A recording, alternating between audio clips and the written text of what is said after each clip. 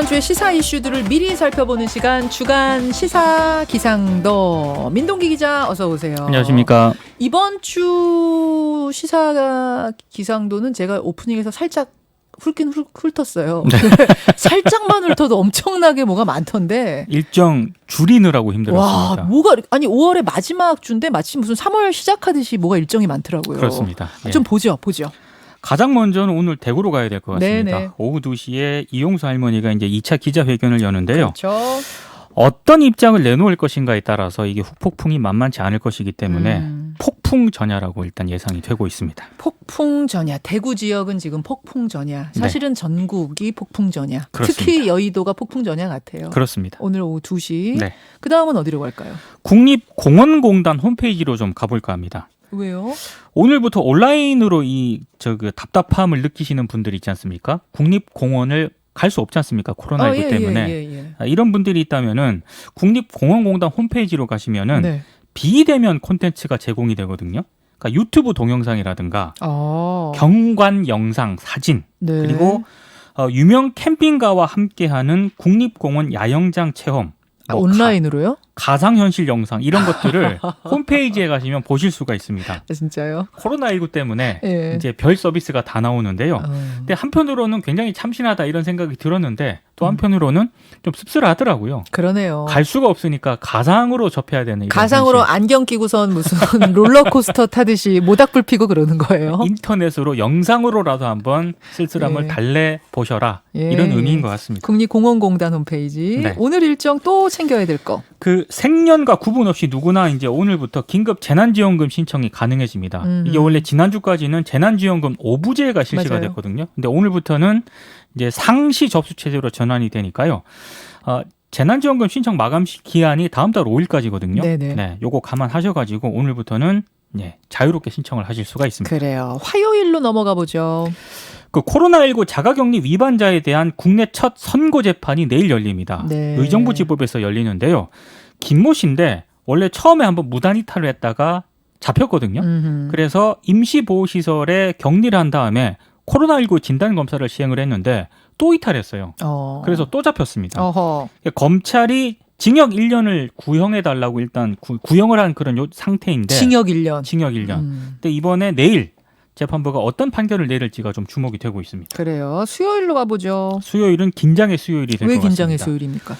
유치원생과 초등 1, 2학년, 맞아요. 중학교 3학년, 고등학교 2학년에 등교 개학이 실시가 되는데요. 그러네요. 문제는 코로나 클럽발 확진자가 점점 늘어나고 있다는 거고 지금 6차 감염 얘기까지 나왔거든요. 아무래도 유치원생이라든가 초등학교 저학년생 같은 경우에는 생활 방역 관리 자체가 좀 어렵기 때문에 맞아요. 상당히 고비가 될 것으로 보입니다. 그래서 지금 각 학교별로 다 조치들이 좀씩 달라요. 그렇습니다. 일괄적이지 않아요. 근데 어떤 학교는 3, 4학년들은 일주일에 한 번 와라. 네. 사실은 기존에 안 가던 것하고 크게 차이가 없어요. 네. 그러니까 한 번 와서 선생님 얼굴 보고 나머지 날들은 온라인 수업 이런 곳이 굉장히 많더라고요. 그렇습니다. 걱정들을 많이 하시는 거예요. 네. 이쪽은 구름 잔뜩이 되겠네요. 구름이 좀 많이 끼어올 것 같습니다. 그러게 말입니다.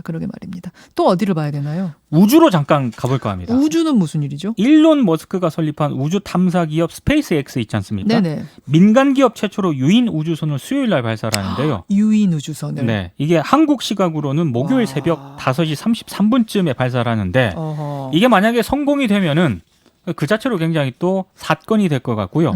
지금 국립공원도 제대로 못 가는데 그러니까요. 또 뉴스를 통해서는 우주까지 가게 되는 그런 상황이 발생할 수도 있을 것 같습니다. 그러니까 국가가 하는 게 아니고 민간 기업이 그렇습니다. 기업이 우주로 사람을 태워가지고 달나라로 사람을 태워서 실어보낸다는 건 이건 진짜 역사에 기록된 날이네요. 그럼요. 언제라고요? 수요일? 그러니까 우리 한국 시간으로는 한국 시각 수요일? 목요일 새벽 5시 반쯤 됩니다. 수요일에서 목요일로 넘어가는 그 그렇습니다. 밤이군요. 네. 그렇군요. 목요일로 가보죠. 목요일은 청와대로 가봐야 될 것 같습니다. 문재인 대통령이 여야 원내대표들과 청와대에서 오찬을 가질 예정인데요. 의제는 정하지 않고요. 허심탄회하게 대화를 나눌 예정입니다. 네. 청와대에서 문재인 대통령이 여야 원내대표와 회동을 가지는 게 1년 6개월 정도만이라고 하는데요. 다만 여야 원내대표만 청와대로 불러서 오찬을 갖는 것은 이번이 처음입니다. 일단 분위기는 괜찮기 때문에 맑음은 좀 예상이 되고 있습니다. 주호영 원내대표가 뭐 다른 조건 붙이지 않고 그렇습니다. 바로 받아들였기 때문에 네. 저도 여기 분위기는 좋을 것 같아요. 상견례 같은 느낌으로. 네. 예. 목요일에 다른 일정 챙겨볼 거 또 있습니까? 한국은행도 주목을 해야 될 것 같습니다. 왜요? 기준금리를 추가 인하할지 목요일 날 결정이 되는데요. 어. 지난 3월 코로나19 때문에 0%대 금리 시대를 열었잖아요. 사실 지금도 굉장히 낮거든요. 그렇습니다. 0.75% 아니에요, 지금? 예. 근데 지금 그것보다 조금 더 내려가지 않을까 이런 전망이 나오고 있고요. 이날 수정 경제 전망도 발표가 되거든요. 그렇죠. 예, 예. 지난 2월에 실질 국내 총생산 성장률 전망치를 2.3에서 2.1로 한 차례 낮췄는데요. 네.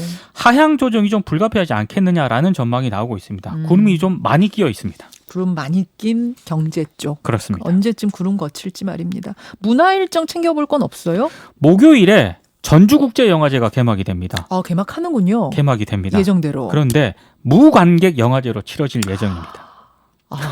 아이고, 이것도 좀 씁쓸해요. 무관중 경기에 이어서 네. 무관객 영화제. 무관객 영화제인데요. 대신에 이제 국내 OTT 온라인 동영상 서비스 있지 않습니까? 예, 그 예. 플랫폼인 웨이브와 손을 잡고 온라인 극장을 운영한다고 하거든요. 아, 다음 달 6일까지라고 하는데 네. 이거는 혹시 공짜 아닌가 이렇게 생각하실 분들이 있는데 아닙니다. 그럴 리가 이용료를 내야 됩니다. 네. 그래요. 전주국제영화제 28일 개막. 아, 웨이브라는 OTT 이용해서 보실 수 있고 즐기실 수 있고요. 네. 금요일에는 뭐 있어요? 미래한국당이 미래통합당과의 합당 시한이 금요일이거든요. 이게 됩니까? 제가 봤을 때 가능성이 충분히 있는 것 같습니다. 아, 그래요? 네. 왜냐하면 분위기가 일단 괜찮습니다. 미래통합당이 일단 그 전날인 목요일에 전국위원회를 열어가지고요. 예, 예. 미래한국당과의 합당을 위한 절차를 진행을 한다고 하거든요. 근데 아직까지 뭐 큰 변수라든가 이런 게 없기 때문에 제가 봤을 때는 큰 변수가 발생하지 않으면은 일단 시한 내에 합당이 되지 않을까. 될 걸로 보죠. 근데 원유철 한국당 대표의 입장은 네. 이렇게 서두를 필요가 없다. 이게 뭔가 확실하게 좀 되고 나서 우리 가자 이거였는데. 근데 미래한국당 당선자들의 분위기가 예, 예. 원유철 대표와는 좀 다르기 다르긴 때문에요. 해요. 아무래도 29일 상황을 좀 지켜봐야겠지만 큰 변수가 없는 한 합당할 것 같아요. 순차적으로 진행이 되지 않을까. 조심스럽게 전망이 되고 있고요. 미래통합당은 그동안 먹구름이 가득하지 않았습니까? 예, 예. 근데 일단 김종인 비대위도 출범을 한다 그러고요. 네. 먹구름이 조금씩 풀릴 수 있을지 요것도 이번 주에 관전 포인트가 될 것 같습니다. 그러네요. 마지막 일정 한 개만 더 보죠. 토요일이 21대 국회가 이제 시작이 됩니다. 그렇습니다. 문재인 대통령도 국회 개원 연설을 준비하고 있다고 하는데요. 근데 개원하는 것까지는 굉장히 좋은데 지금 주요 상임위원장 자리를 둘러싸고 여야가 예. 신경전이 굉장히 치열하거든요. 지금 국회의장 자리는 박병석 의원이 확정적이라고 봐도 돼요. 네. 근데 이제 상임위원장 자리 놓고 특히 예결위원장하고 저 법사위원장 법사위원장. 자리 놓고 치열하죠. 이번 주가 전쟁이죠. 여야 간의 물밑 전쟁이 이루어지는 그런 기간이 될 것 같습니다. 그러네요, 그러네. 민동기 기자 수고하셨습니다. 고맙습니다. 김현정의 뉴스쇼는 청취자 여러분의 참여로 이루어집니다. 트위터, 페이스북, 레인보우 게시판, 그리고 단문 50원, 장문 100원의 유료 문자 샵 1212, 우물정 1212 통해 참여하실 수 있습니다. 김현정의 뉴스쇼, 여러분과 함께 만듭니다.